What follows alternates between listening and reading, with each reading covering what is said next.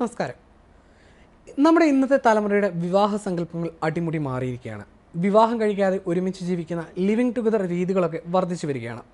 മാത്രമല്ല, നമ്മൾ ഇതുവരെ കേൾക്കാത്തതും അറിയാത്തതുമായ പുതിയ ട്രെൻഡുകളും വിവാഹവുമായി ബന്ധപ്പെട്ട് നടക്കുന്നു. അത്തരത്തിൽ ഇപ്പോൾ വിവാഹവുമായി ബന്ധപ്പെട്ട് വരുന്ന ഒരു ട്രെൻഡാണ് ലാവൻഡർ മാരേജ്, അതായത് പേരിനൊരു വിവാഹം.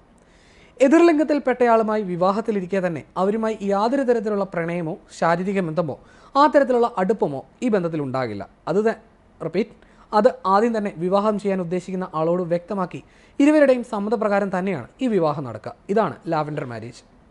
വിവാഹത്തിന് ശേഷവും തങ്ങളുടെ ഹോമോസെക്ഷൽ പങ്കാളികളുമായി ഭർത്താവിൻ്റെയോ അല്ലെങ്കിൽ ഭാര്യയുടെയോ അറിവോടെ തന്നെ ഇവർ ബന്ധം തുടരാറുണ്ട്. പങ്കാളികളിൽ ഇരുവരുമോ അല്ലെങ്കിൽ ആർക്കെങ്കിലും ഒരാൾക്കോ തങ്ങളുടെ ലൈംഗിക ആഭിമുഖ്യം വീട്ടുകാരോടോ സമൂഹത്തോടോ വെളിപ്പെടുത്താൻ ഭയക്കുന്നുണ്ടെങ്കിലോ അല്ലെങ്കിൽ ആഗ്രഹമില്ലെങ്കിലോ ഇങ്ങനെയൊരു വിവാഹം തിരഞ്ഞെടുക്കാറുണ്ട്. ഇതുപോലെ പരമ്പരാഗത വിവാഹങ്ങളെ വെല്ലുവിളിച്ചുകൊണ്ടുള്ള വിവാഹങ്ങൾ പലതരത്തിലും ലോകത്ത് പലയിടത്തും നടക്കാറുണ്ട്. ജപ്പാനിലെ യുവാക്കളിൽ ഒരുപാട് പേർ ഇത്തരത്തിൽ ഫ്രണ്ട്ഷിപ്പ് മാരേജുകൾ തിരഞ്ഞെടുത്തതായിട്ടുള്ള റിപ്പോർട്ടുകൾ പുറത്തു വന്നിരുന്നു. പ്രണയമോ ശാരീരിക അടുപ്പമോ ഇല്ലാതെ രണ്ട് വ്യക്തികൾ വിവാഹിതരാവുക എന്നതാണ് ഫ്രണ്ട്ഷിപ്പ് മാരേജ് അഥവാ സൗഹൃദ വിവാഹം. അലൈംഗിക വ്യക്തികൾ, സ്വവർഗാനുരാഗികൾ, ഭിന്നലിംഗക്കാർ എന്നിവർക്കിടയിൽ ഈ വിവാഹ രീതി പ്രചാരം നേടുകയാണ്.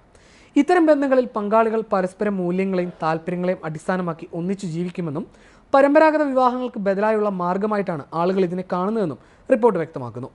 ഒരേപോലുള്ള താല്പര്യങ്ങളും ചിന്തകളുമുള്ള രണ്ട് വ്യക്തികൾ അല്ലെങ്കിൽ സുഹൃത്തുക്കൾ നിയമപരമായി വിവാഹം കഴിക്കുന്നു. ഇവർ തമ്മിൽ പ്രണയമോ ലൈംഗികതയോ ഉണ്ടാകുന്നില്ല. വിവാഹബന്ധത്തിൽ തുടരുമ്പോൾ തന്നെ വേറൊരു പ്രണയം ഉണ്ടാകുന്നത് തെറ്റായിട്ട് കാണുന്നുമില്ല.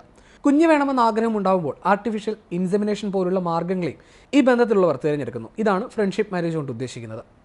ലൈംഗിക വിരക്തിയുള്ള വ്യക്തികൾക്കിടയിലും സ്വവർഗാനുരാഗികൾക്കുമിടയിലും സൗഹൃദ വിവാഹം എന്ന പ്രവണത കൂടുതൽ പ്രചാരത്തിലുണ്ടെന്ന് South China Morning Post report ചൂണ്ടിക്കാണിക്കുന്നു. ജപ്പാനിൽ സ്വവർഗ വിവാഹം നിയമപരമല്ലാത്തതിനാൽ രാജ്യത്ത് ഈ ബദൽ മാർഗം സ്വീകരിക്കാൻ കഴിയുന്ന സ്വവർഗാനുരാഗികൾക്ക് സൗഹൃദ വിവാഹത്തിലൂടെ ഒന്നിച്ച് ജീവിക്കാം എന്നതിൻ്റെ പ്രസക്തിയും എടുത്തു കാണിക്കുകയാണിത്.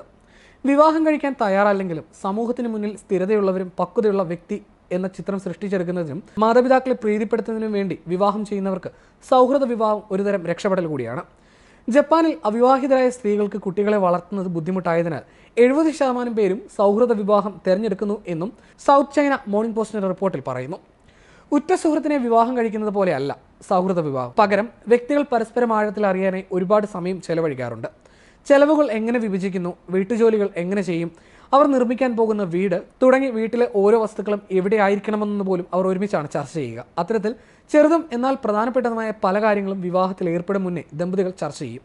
ചിലപ്പോൾ അൺറൊമാൻറ്റിക് ആണെന്ന് തോന്നുമെങ്കിലും ഇത്തരം ചർച്ചകൾ ഈ ബന്ധത്തിലുള്ള 80% ദമ്പതികളെ സന്തോഷത്തോടെ ഒരുമിച്ച് ജീവിക്കാൻ സഹായിച്ചുവെന്ന് സൗഹൃദ വിവാഹത്തിൽ സ്പെഷ്യലൈസ് ചെയ്യുന്നുവെന്ന് അവകാശപ്പെടുന്ന കോളറസ് ഏജൻസി പറയുന്നു. പല കേസുകളിലും ഇത്തരം ദമ്പതികൾ കുട്ടികൾ ഉണ്ടാകാൻ തീരുമാനിച്ചതായും ഏജൻസി കൂട്ടിച്ചേർക്കുന്നു. എന്തായാലും ഇന്നത്തെ തലമുറയുടെ ആഗ്രഹങ്ങളും രീതിയുമൊക്കെ ബാധ്യതകൾ ചുമലിലേറ്റാൻ താല്പര്യമില്ലാത്തതും ജീവിതം ആഘോഷം എന്ന രീതിയിൽ മുന്നോട്ട് കൊണ്ടുപോകാൻ ഉദ്ദേശിക്കുന്നവരുമാണ്. പ്രത്യേകിച്ച് നമ്മുടെ രാജ്യത്തുൾപ്പെടെ പരമ്പരാഗതമായ വിവാഹ രീതികൾ എതിർക്കുന്നവരും ഏറെയുണ്ട്. അതിനാൽ ഒരുപക്ഷെ നിയമപ്രശ്നങ്ങളൊന്നും ഉണ്ടായില്ലെങ്കിൽ വിദേശ രാജ്യങ്ങളിൽ മാത്രം കേട്ടുവരുന്ന ഇക്കാര്യങ്ങളൊന്നും നമ്മുടെ നാട്ടിലേക്ക് എത്താനും അധികം താമസം ഉണ്ടായേക്കില്ല.